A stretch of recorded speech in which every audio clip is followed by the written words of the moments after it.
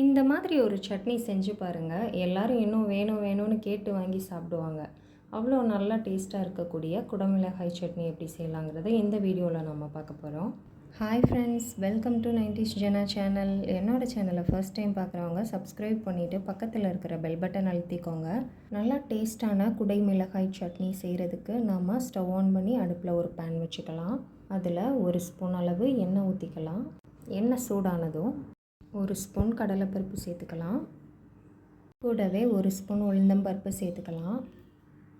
கூடவே ஒரு ஸ்பூன் நிலக்கடலை சேர்த்துக்கலாம்.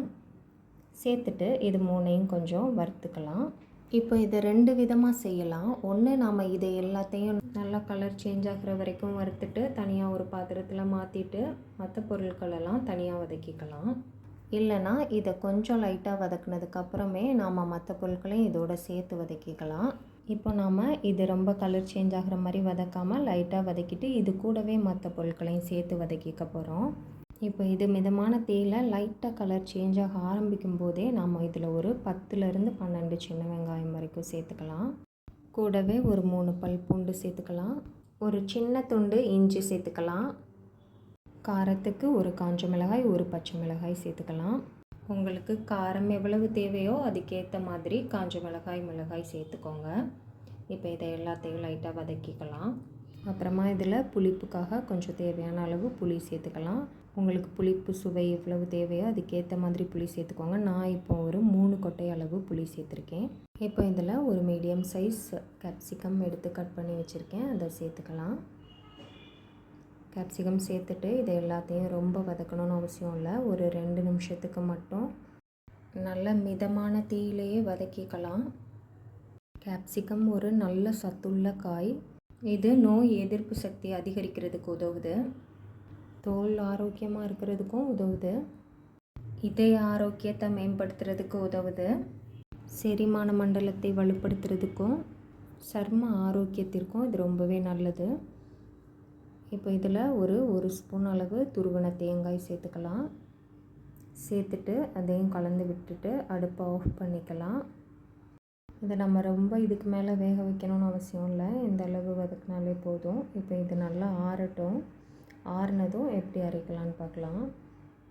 இப்போ இது நல்லா ஆறிடுச்சு. இதை மிக்ஸி ஜாருக்கு மாற்றிக்கலாம். இப்போ இதில் ஒரு 1/4 ஸ்பூன் அளவு உப்பு சேர்த்துருக்கேன்.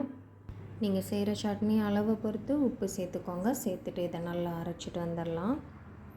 துவையல் மாதிரி வச்சு சாப்பிட்றதுக்குன்னா தண்ணி சேர்க்காமல் அரைச்சிக்கலாம். இல்லை சட்னி மாதிரினா கொஞ்சமாக தண்ணி சேர்த்து நமக்கு தேவையான பக்குவத்தில் அரைச்சி எடுத்துக்கலாம். நான் கொஞ்சம் தண்ணி சேர்த்து இந்த மாதிரி அரைச்சி எடுத்துகிட்டு வந்திருக்கேன். இப்போ இந்த சட்னிக்கு ஒரு தாளிப்பு ரெடி பண்ணிடலாம். அதுக்கு ஸ்டவ் ஆன் பண்ணி அடுப்பில் ஒரு பேன் வச்சு ஒரு ஸ்பூன் அளவு எண்ணெய் ஊற்றிக்கலாம். எண்ணெய் சூடானதும் 3/4 ஸ்பூன் அளவு கடுகு சேர்த்துக்கலாம்.